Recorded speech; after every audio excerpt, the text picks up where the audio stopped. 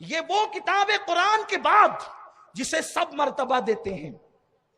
یہ وہ کتاب النکاح، ابن حضرت عباس اس کے راوی، کتاب لکھنے والا امام بخاری، وہ امام بخاری جس نے یہ کہا کہ میں نے بخاری میں، توجہ فرمائیں، میں نے بخاری میں اس وقت تک کوئی حدیث نہیں لکھی جب تک رسول اللہ نے مجھے اجازت نہیں دی. جب تک رسول اللہ نے مجھے اجازت نہیں دی. اگر میں بخاری کی حدیث پڑھوں تو پھر میں وہ حدیث پڑھ رہا ہوں جو رسول اللہ نے اجازت دے کر کے بخاری میں لکھوائی ہے. یہ وہ روایت میں پڑھنے جا رہا ہوں. اللہ اکبر. اس سے پتا چلا کہ امام بخاری نبی کو دیکھتے بھی تھے اور نبی کو زندہ بھی مانتے تھے، اس لیے کہ بخاری حضور کے پردہ فرمانے کے 300 سال کے بعد لکھی گئی ہے، تو نبی 300 سال کے بعد بھی زندہ ہے اور اتنی طاقت رکھتے ہیں کہ بخاری میں کیا لکھوانا چاہیے اور کیا نہیں لکھوانا چاہیے یہ امام بخاری کا عقیدہ ہے. یہ امام بخاری کا عقیدہ ہے. تو زندہ ہے واللہ، تو زندہ ہے واللہ. میری چشم عالم سے چھپ جانے والے، یہاں تو یہ قصہ ہی دم توڑ دیتا ہے کہ 12 ربیع الاول نبی کی موت کا دن ہے. ارے جب بخاری زندہ مانتا ہے، جب بخاری زندہ مانتا ہے تو بخاری پڑھنے والوں تم کیوں زندہ نہیں مانتے؟ اور اگر ایک مردہ کو کوئی زندہ مان رہا ہے تو وہ جھوٹا ہے، اس کی کتاب سچی کیسے ہو سکتی ہے؟ جس کی کتاب پہ اعتماد کر رہے ہو اس کی بات پر تو اعتماد کرو. بہت صاف سیدھی بات ہے. میرے جوانوں، تمہارے ساتھ ظلم ہو. اگر تم ہوٹلوں پر بیٹھ کر نبی کے علم پر بحث کر رہے ہو تو تم کم قصوروار ہو، جنہوں نے تمہیں غلط پڑھایا ہے وہ زیادہ قصوروار ہے. اور یاد رکھو، کنارے سے کبھی طوفان کا اندازہ نہیں ہوتا. تمہیں ایک ڈرا دیا گیا ہے. امین القادری کے جلسے میں نہ جاؤ، وہ لڑائی کی بات کرتا ہے. اگر حق بتانے لڑائی کی بات ہے تو یہ تمغہ مجھے خوشی سے قبول ہے، یہ تمغہ مجھے خوشی سے قبول ہے. لیکن اگر میری باتیں سچی ہیں، میں وہ بتا رہا ہوں جو بزرگوں کی ہے، اسلام کی، سنیت کی ہے، تو بتائیے پھر یہ کیوں ہے؟ گمراہ کیوں کیا جا رہا ہے قوم کے جوانوں کو؟ امام بخاری حدیث لائے ہیں کتاب النکاح میں، اور حضرت عباس حضور کے چچا اس کے راوی ہیں. کہتے ہیں میں نے ابو لہب کے مرنے کے بعد، حدیث کا مفہوم پڑھ رہا ہوں، میں نے ابو لہب کے مرنے کے بعد اس کو خواب میں دیکھا. اچھا، اس حدیث کو امام بخاری نے لکھا، امام قسطلانی نے لکھا، شیخ عبدالحق محدث دہلوی نے لکھا، شاہ ولی اللہ نے لکھا، شاہ عبدالعزیز نے لکھا، شاہ عبد الرحیم نے اس کو دلیل بنایا میلاد کے لیے. بلکہ جتنے پڑھے لکھے ہیں سب نے اسے تسلیم کیا. پڑھے لکھے جتنے ہیں سب نے اسے حق مانا. جو پڑھے لکھے نہیں ہے تو ان کی تو بات ہی پھر کچھ نہیں ہے. اس لیے کہ پڑھے لکھے جو پڑھتا وہی ہے تو جو پڑھا لکھا ہوتا ہے. جو ابو جہل کی برادری کا پھر اس سے کیا شکایت ہے؟ طوطے سے کہوں کہ آپ نے 2 جملے اردو کے بول دیے تو ذرا 2 اور کہہ دیں، اس لیے کہ ہمیں تو معلوم ہے طوطے کی اوقات کیا ہے. اس نے تو 2 جملے کسی سے سن کے رکھ لیے ہیں، یہ تیسرا بول ہی نہیں سکتا. اس کی حیثیت طوطے کی کیا ہے؟ انسان کی بولی اگر طوطا بولے تو وہ انسان نہیں ہوتا، پوپٹ ہوتا ہے. انسان ہوتا ہے. اس لیے طوطے سے شکایت کیا کہ تجھے تیسرا جملہ نہیں پتا؟ ہمیں تو پتا اس کی اوقات ہی کیا ہے. لیکن جتنے پڑھے لکھے ہیں سب نے اس حدیث کو مانا، کیونکہ بہت پڑھے لکھے نے اسے اپنی کتاب میں لکھا. اور کس نے لکھا؟ جس کی کتاب کو نبی نے اپنی کتاب کہا. سرکار نے بخاری کو اپنی کتاب کہا ہے نا. یہ رسول اللہ نے جسے اپنی کتاب کا اس کتاب میں ہے. میں درس بخاری دینے نہیں بیٹھا، کبھی موقع ملے گا تو بخاری پر بھی کبھی گفتگو ہوگی. لیکن بات اتنی کہنے چلا ہوں کہ جناب عباس کہتے ہیں میں نے ابو لہب کی موت کے بعد اسے خواب میں دیکھا. چونکہ یہ دونوں بھائی ہیں، یہ مقدر ہے. ایک بھائی پکا مومن جس کے ایمان پر رسول اللہ نے مہر لگائی ہے. بلکہ بدر میں بھی آئے تھے ان کی طرف سے، کفار کی طرف سے. حضور نے عباس کو دیکھنا نا، قتل نہیں کرنا، کیونکہ وہ آئے نہیں ہیں، مجبور کر کے لائے گئے ہیں. یا رسول اللہ آپ تو مدینے میں ہیں اور مکے میں انہیں مجبور کیا جا رہا ہے، یہ آپ کو کیسے پتا؟ یہ آپ کو کیسے پتا؟ پتا چلا نبی سب کے حال جانتے ہیں. نبی سب کے حال جانتے ہیں.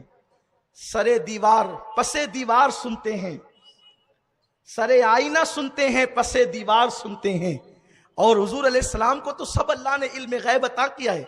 مکہ 450 500 میل دور ہے، اور وہاں ان کو مجبور کیا جا رہا ہے، نہ کوئی موبائل ہے، نہ کوئی فون ہے، نہ کوئی تار ہے۔ حضور کہتے ہیں اسے قتل نہیں کرنا، اور صحابہ نے نہیں کہا یا رسول اللہ آپ کو کیسے پتا، کیونکہ سب صحابہ کا عقیدہ تھا یہ نبی جب زمین پہ رہ کے عرش کی خبر جانتے ہیں تو مدینہ منورہ میں رہ کر مکے کی خبر نہیں جانتے۔ یہ عقیدہ صحابہ کا، یہ نظریہ صحابہ کا ہے، اور لوگوں نے ان کو قتل نہیں کیا۔ بلکہ بات آئی عباس کی تو بول دوں، حالانکہ ٹائم کم ہے، مجھے اپنے عنوان پہ آنا ہے، میں ابھی تو آیا نہیں، اجازت ہے ناظم صاحب؟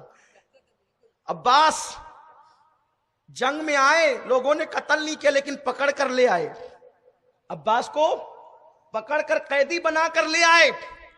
سرکار علیہ السلام نے فرمایا اسے چھوڑا جائے گا جو فدیہ دے گا۔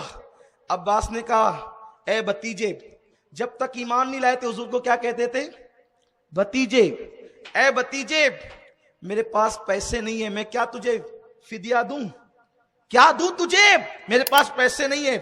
حضور نے مسکرا کے عباس کے کندھوں پہ ہاتھ رکھا، چچا میری چچی سے ام الفضل سے جنگ میں آتے ہوئے کہہ رہے تھے نا کہ میں اگر مر جاؤں جنگ کے اندر تو یہ خزانہ میں نے زمین میں چھپا رکھا ہے، اس کو کھول لینا اور یتیم بچوں کی پرورش کرنا، اور زندہ آ جاؤں گا تب تو پھر یہ مال میں ہی نکال لوں گا۔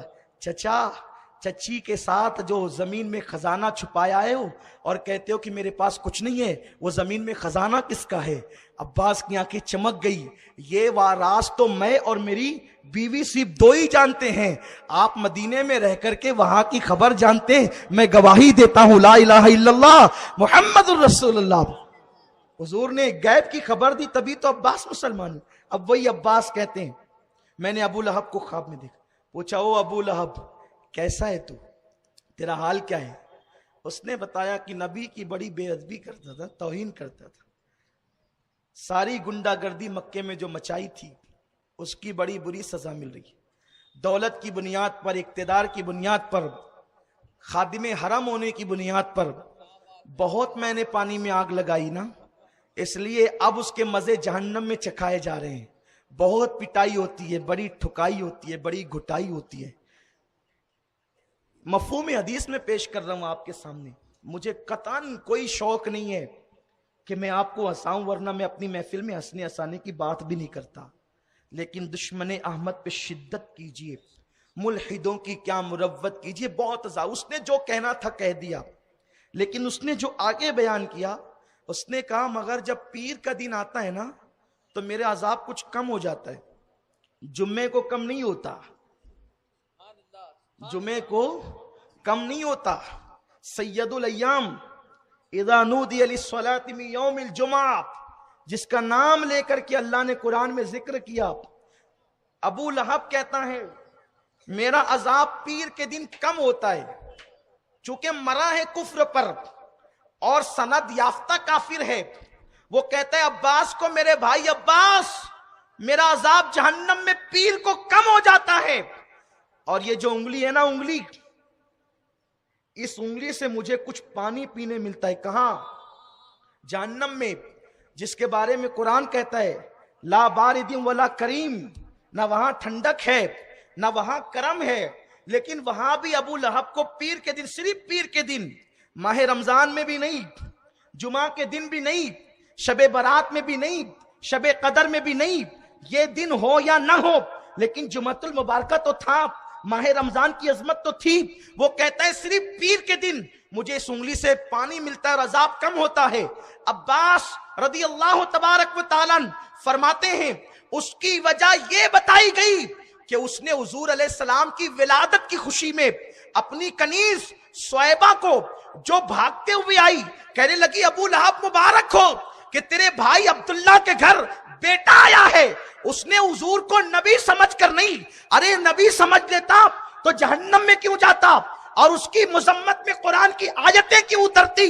نبی پاک کو اپنے بھائی کا بیٹا سمجھ کر، بھتیجا سمجھ کر کے، اور حضور کی آمد کے موقع پر خوشی کا اظہار کیا اور انگلی سے کہا صہیبہ تو نے میرے بھائی کے گھر بیٹے کی خوشی سنائی، جا جا میں نے تجھے آزاد کیا، یوں اشارہ کیا جا میں نے تجھے آزاد کیا، قربان جائیں ایک کافر نبی کو بھتیجا سمجھ کر اگر نبی کی میلاد کی خوشی میں ایک کنیز آزاد کر دے تو اللہ جہنم میں اس کا عذاب کم کرتا ہے اور اسے پانی پلا دیتا ہے۔ اگر امتی بھتیجا بھائی سمجھ کر نہیں، اپنے نبی کو محبوب خدا سمجھ کر اگر ان کا میلاد منائے تو سبحان اللہ اس کو کتنا انعام ملے گا۔ امام شافعی کہتے ہیں جو نبی کا میلاد منائے اور میلاد میں صرف 1 روپیہ خرچ کرے اللہ کے رسول اس کی شفاعت کریں گے۔ امام قسطلانی کہتے ہیں اللہ اکبر جو حضور کا میلاد منائے سال بھر تک وہ امن و امان میں رہے گا، اللہ اکبر۔ اور امام ابن حجر لکھتے ہیں کہ ابو بکر صدیق نے کہا کہ جو میلاد میں تعظیم مصطفیٰ میں اگر 1 روپیہ خرچ کرے تو اللہ اسے ابو بکر صدیق کے ساتھ جنت میں داخل فرمائے گا۔